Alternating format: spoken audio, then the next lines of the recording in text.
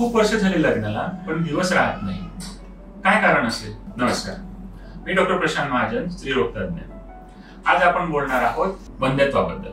दिवस न राहण्याचे काही मेन कारण असतात, ते मी आज तुम्हाला सांगणार आहे. पहिली गोष्ट, कधी कधी अंडाशयामध्ये बीज प्रॉपरली बनत नाही आणि बनलं तर ते प्रॉपरली फुटत नाही.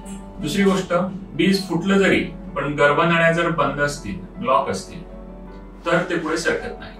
तिसरी गोष्ट, गर्भनळ्या उघड्या आहेत पण जर पुरुषाचे शुक्राणू कमकुवत असतील तर ते तिथपर्यंत पोहोचत नाही.